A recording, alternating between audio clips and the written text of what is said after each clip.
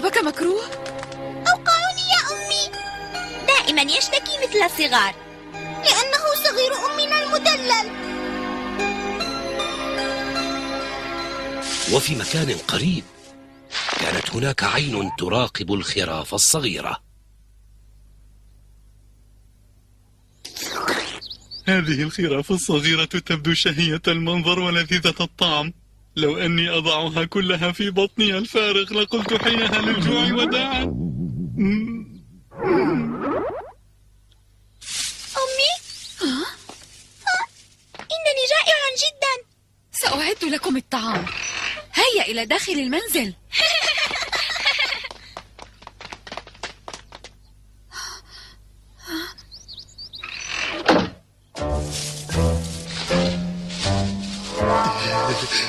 سآكلهم.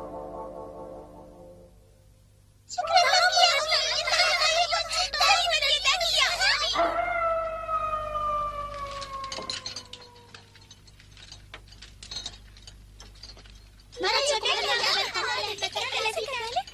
هيا إلى النوم يا خرافي. هيا.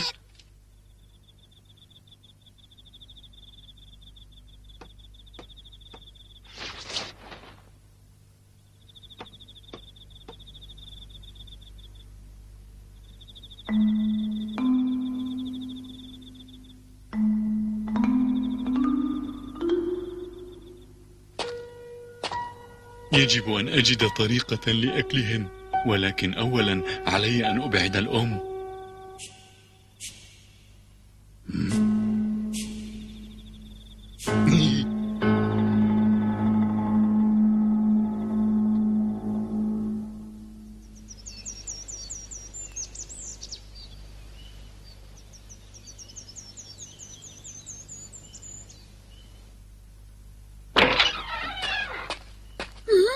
فتحت الأم مستودع الطعام فوجدت أن كل الطعام اختفى.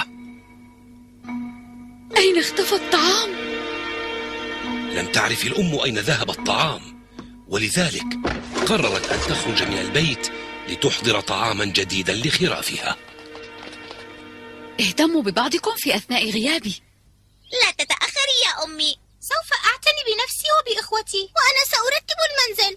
لا تنسي أن تحضري لي هدية يا أمي. حسنا، سأحضر الهدايا للجميع، ولكن احذروا من الذئب ولا تفتحوا الباب لأحد. ما معنى الذئب؟ اسمع، الذئب حيوان محتال يأكل لحم الضعاف والخائفين، لذا لا تدخلوه البيت. لا تقلقي، فنحن شجعان ولا نخاف من الذئب. لن يستطيع الذئب أن يخدعنا. أنا مطمئنة، إن لم تسمعوا صوتي فلا تفتحوا الباب لأحد. هل فهمتم ما قلته لكم يا أبنائي الأعزاء؟ فرح الذئب لأنه أجبر الأم على ترك خرافها بعد أن سرق الطعام من المستودع، وبدأ الذئب يدبر لحيلة جديدة يدخل بها إلى المنزل ليلتهم الخراف السبعة. يداي بيضاوان ونظيفتان، ويدا الذئب سوداوان متسختان. فهمتم؟ فهمنا يا أمي. أما الآن إلى اللقاء. إلى اللقاء يا أمي. أنا أحبك يا أمي.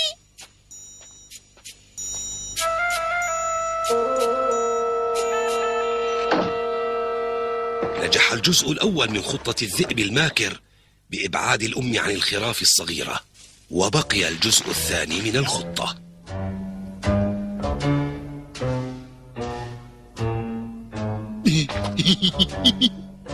يا لي من ذكي. والآن أيتها الخراف حان وقت التهامكم. هيا إلى الوليمة الفاخرة.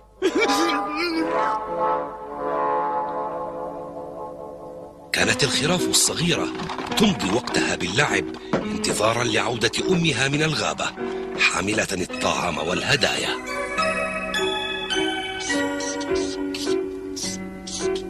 ماذا ترسم يا أحمر؟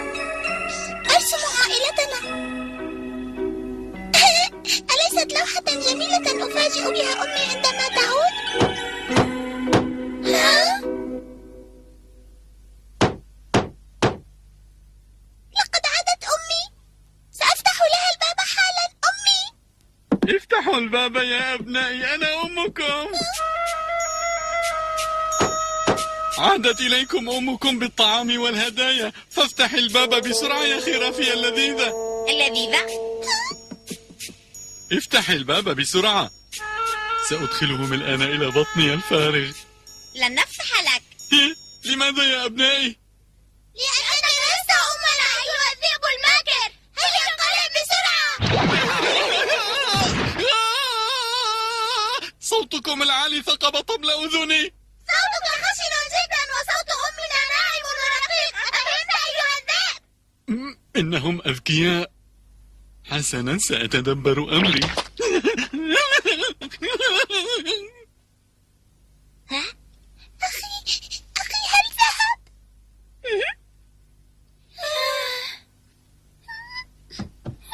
لماذا ترتجف يا جبان؟ خائف. متى يكبر عقلك يا أحمر؟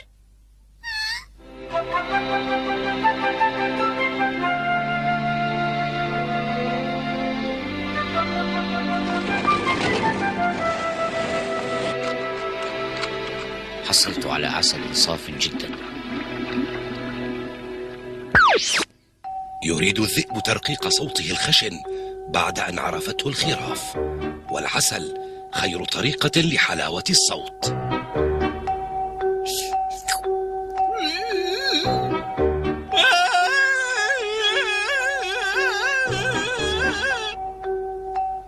يا أبنائي أنا أمكم.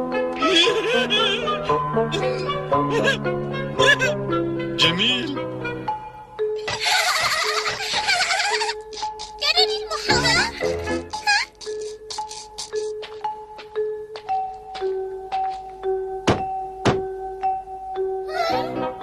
افتحوا يا أبنائي، لا تتركوني على الباب طويلا. صوت أمي عادت أخيرا. سنفتح الباب، جئنا يا أمي. أمي، ألا تذكرون وصية أمي؟ انظروا إلى بياض اليد، فالصوت لا يكفي لفتح الباب.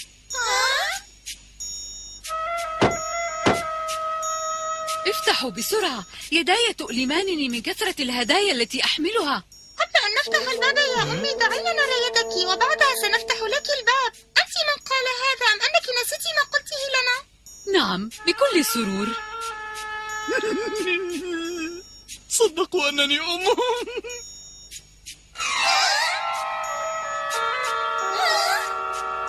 كيف هي؟ نظيفة أليس كذلك؟ إذا افتحوا الباب لأمكم يا أحبائي. لماذا لا يردون؟ هيا يا أحبائي.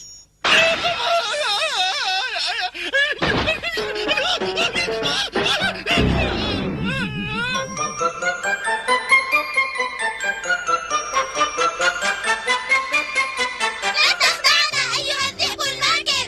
هيا انقلع من هنا. سيكون لي معكم تصرف آخر، تذكروا ذلك جيدا. سأعود إليكم.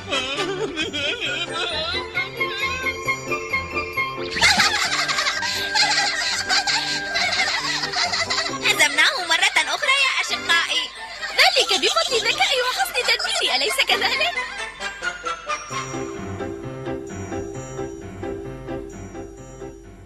أمي، عودي إلينا بسرعة.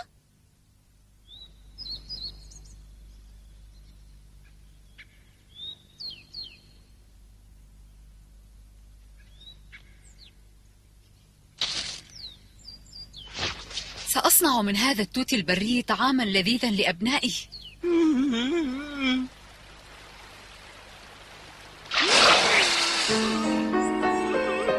سترون كيف سأملأ بكم بطني الفارغ. انتظروا.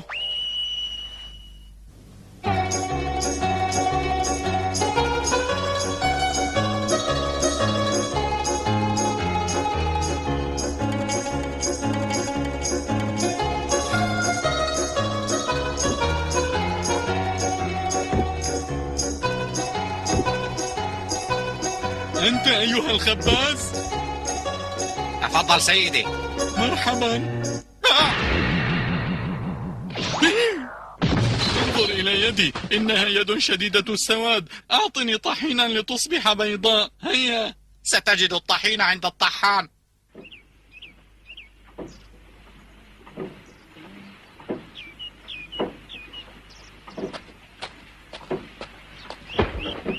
أيها الطحان، أعطني بعض الطحين. أنا لا أعامل الذئاب، فاذهب من هنا حالا. ستعطيني الطحين على رغم أنفك. لقد أخذت عجينا وغطيت به يدي ولم يبقى إلا الطحين.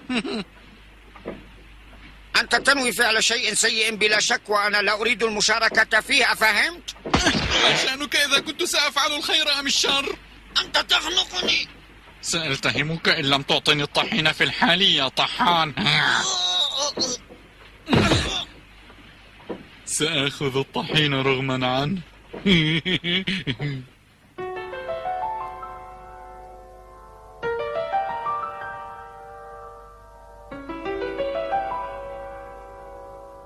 لقد تأخر الوقت ولم تعد أمي. ماذا حدث لها يا ترى؟ والذئب أيضا لم يعد يقرع الباب علينا. أتريده أن يقرع الباب؟ أريد أن أنام.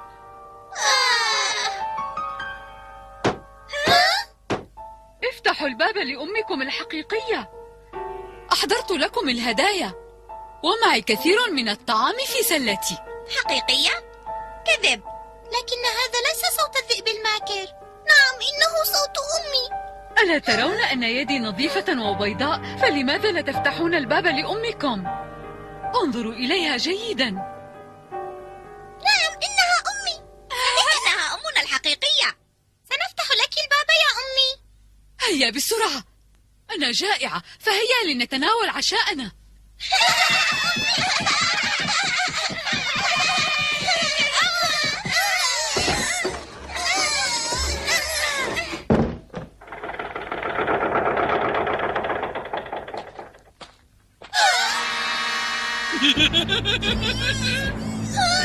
كيف وجدتم أمكم؟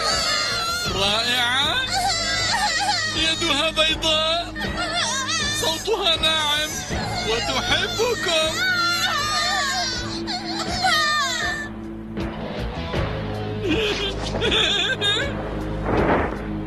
إلى العشاء.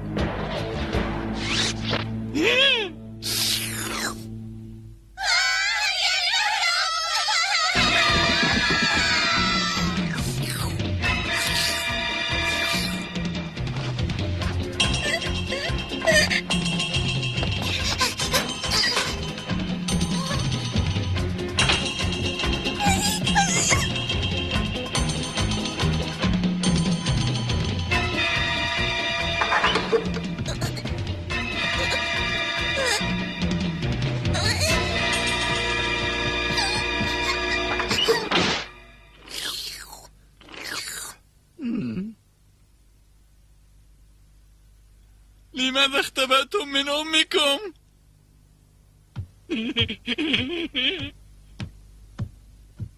ألست أمك؟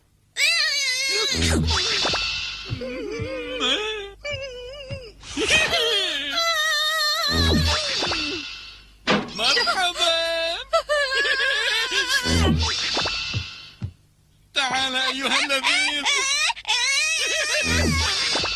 لابد أن أجد الخامس هنا. مرحبا. وأنت كذلك، تعالي إلى بطني.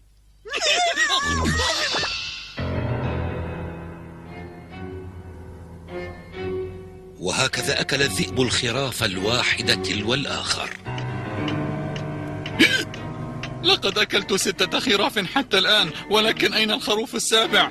نعم، سأجده بعد أن أعد ما في بطني. 1 2 3 4 5 6.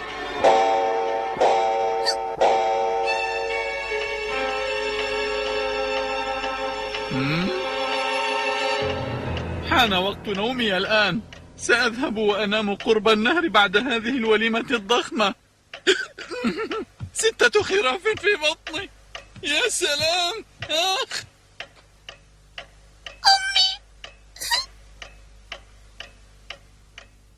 يجب علي أن أسرع وأعود إلى صغاري قبل أن يتمكن الذئب من خداعهم. أسرعت الأم عائدة نحو بيتها، حاملة إلى أطفالها كثيرا من الطعام الذي جمعته لهم.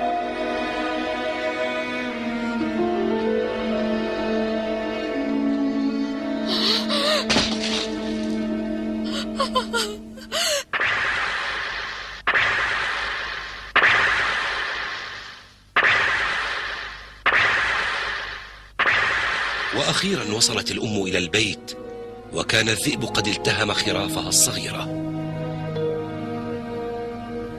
أين أنتم؟ أما من أحد هنا؟ أنا أمكم، لقد جئت بطعام كثير.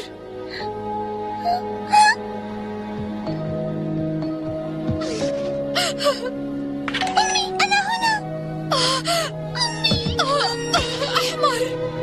أمي لقد جاء الذئب، إنه مخيف وقبيح، لقد أكل إخوتي. أخبر أحمر أمه كيف جاء الذئب والتهم جميع إخوته، والأم تستمع والحزن يسيطر عليها. كان علي أن أسرع بالعودة لكي لا أمكن الذئب من خداعكم يا أحبتي. لا تبكي يا أمي. أمي ساعدني يا إلهي.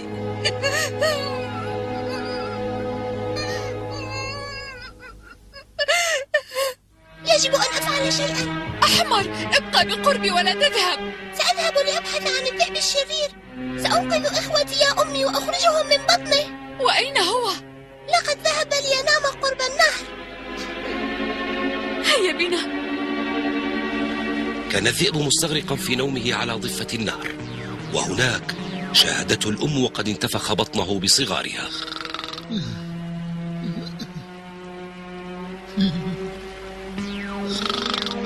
انتفخ بطنك لأنك التهمت خرافي.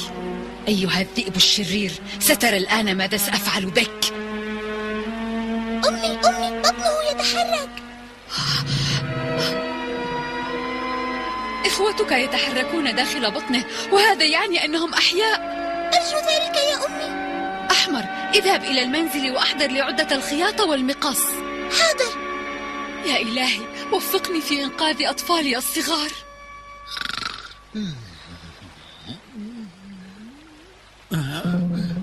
أنا شبعان.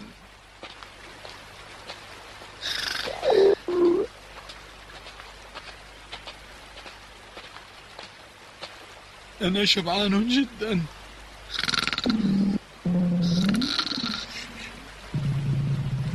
سأبدأ.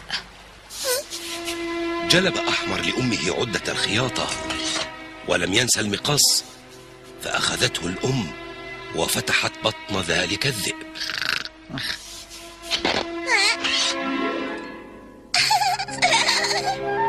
الحمد لله على سلامتك يا حمل. والآن لنخلص باقي إخوتك من بطن الذئب.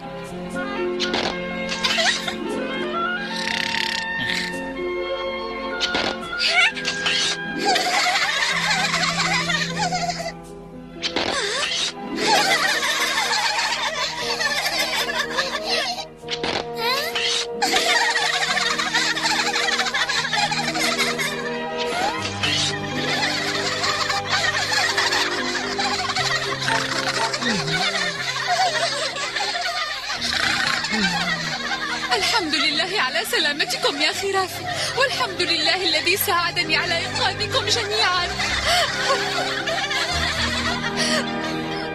فلنغادر هذا المكان بسرعة.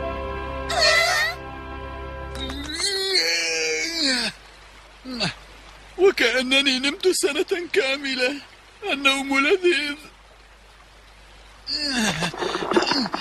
ولكن بطني صار أثقل من قبل. كأن في بطني حجارة بدل الخراف. أسمع أصواتا مثل أصوات انهيارات الحجارة من أعلى الجبل.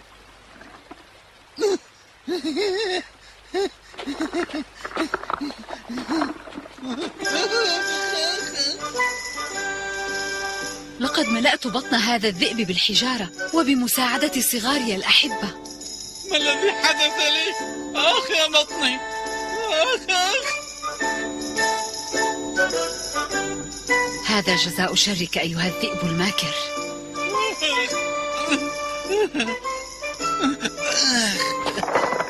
أشعر بعطش شديد جدا.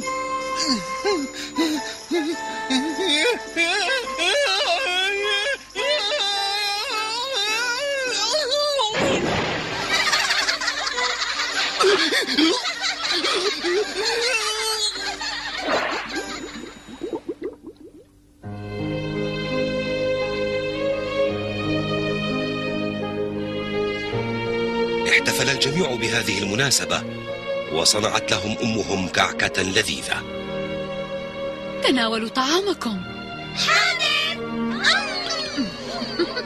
وهكذا عاشت الأم مع خرافها بعد أن أنقذتهم من داخل بطن الذئب.